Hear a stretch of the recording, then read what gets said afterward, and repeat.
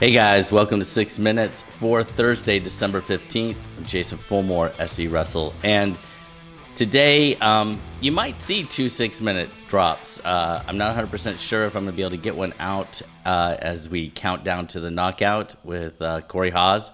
Corey and I discussed a couple more topics, so look for that. But today, and at least in this episode of 6 Minutes, we are looking forward to this weekend and what to watch around the Southeast and really around the country.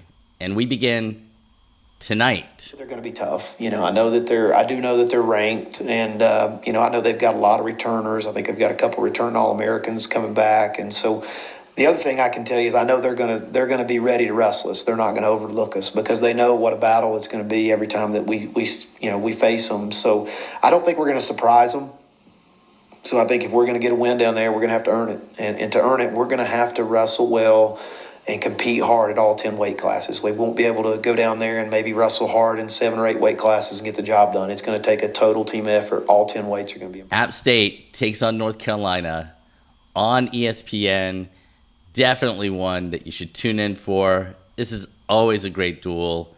And, it's going to be a lot of fun. So make sure that you check that out tonight. On ESPN. And let's get to talking a little bit about some of the tournaments around the Southeast this weekend. We won't delve into early part next week. I don't know that we'll get a what to watch next week before the knockout and Trey Collada and any other tournaments that happen to be right before Christmas. But we'll do our best. So this will not include those. Let's start in Tennessee. And the Bradley Invitational. Coach Smith always does a fantastic job up at Bradley, pulling together teams from Alabama, Georgia, South Carolina, Tennessee, obviously Tennessee. I think there are 41 teams that are slated to be there. Bradley Central always hosts such a good tournament, and this year, looking from the list of teams, it should be no exception. Fantastic. Also happening in the state of Tennessee are two, I think the Valkyrie girls or Valkyrie duels at Northwest is a girls duel tournament tomorrow, and then they follow it up with a huge tournament at Rossview because it looks like many of the same teams that will be at those duels will also be at Rossview. If I've got Valkyrie duels wrong and it's the guys tournament, I apologize.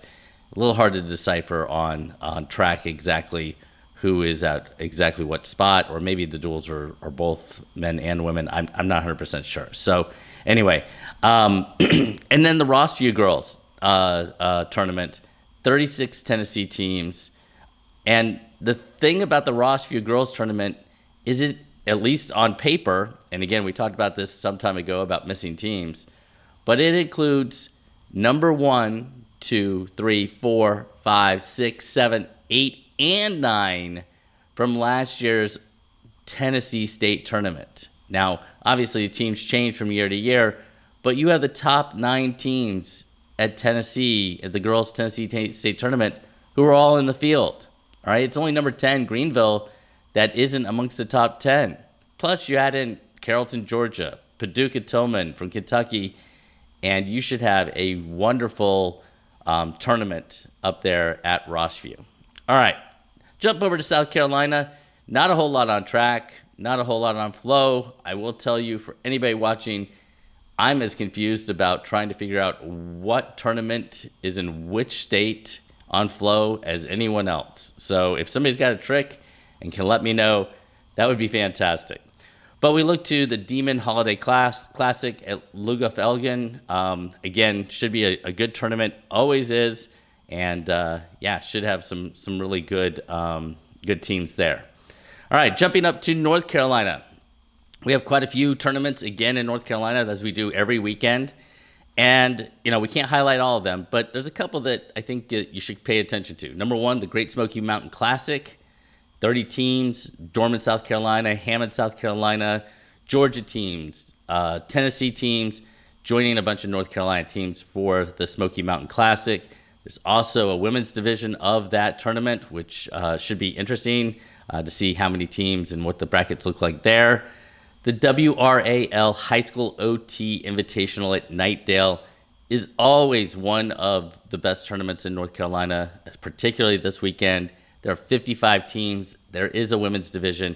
I think it's almost exclusively North Carolina schools, though, but still, should be fantastic. 55 teams. It's going to be a barn burner. And then, not everything is about the size of tournaments. Sometimes it's about the quality of the teams that come. Maybe it's a smaller tournament, and that's what we have with the Ford Tough Tournament at Fred T. Ford. There's not as many teams, but we have the defending 3A state champions, Ford, 2A state champion, Bandy's, 1A state champion, Avery County.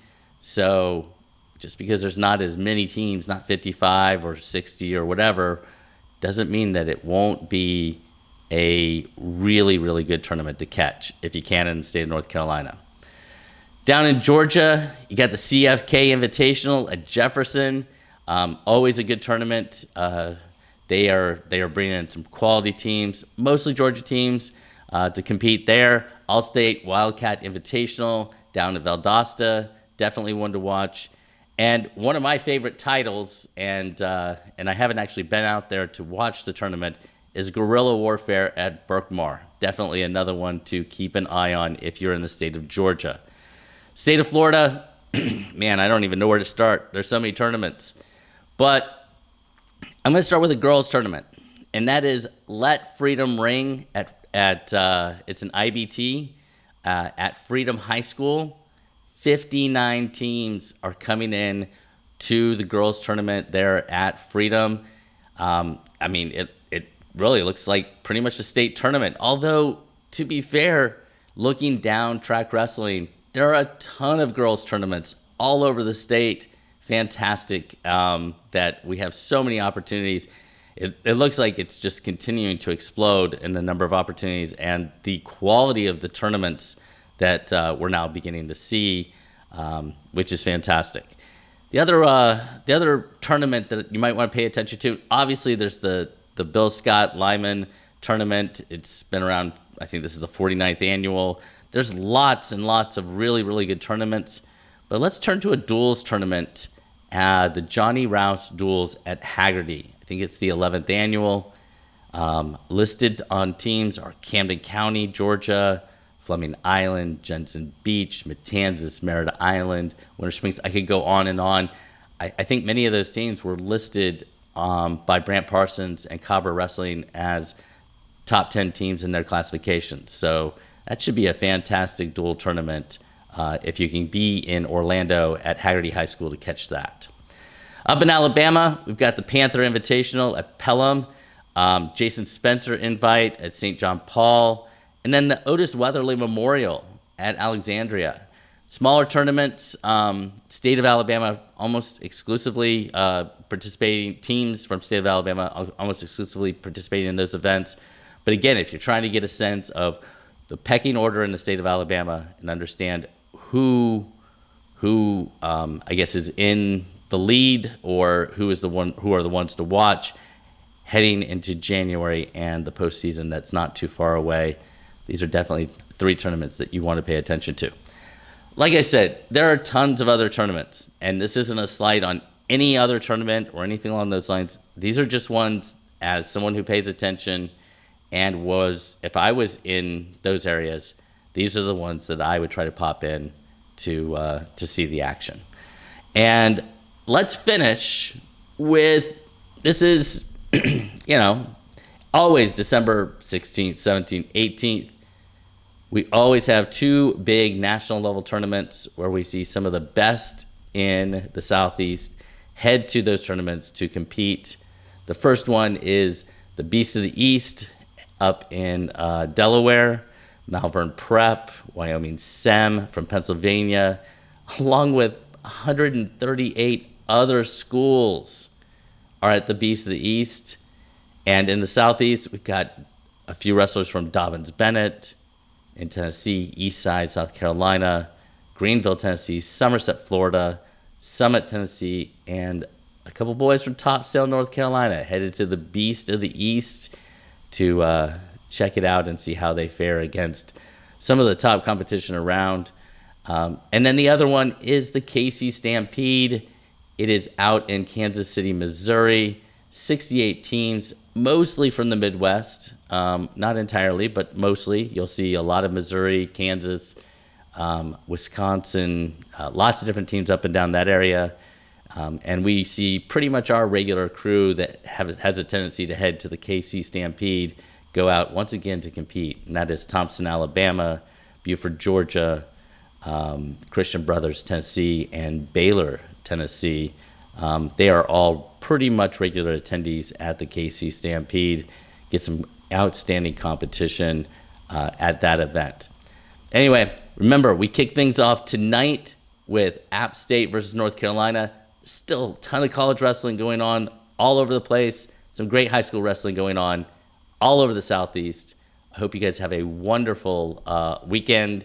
And yeah, check back. We are counting down to the knockout next Wednesday, and what should be a lot of fun. Look for a preview from myself and Fat and Scrappy early part of next week.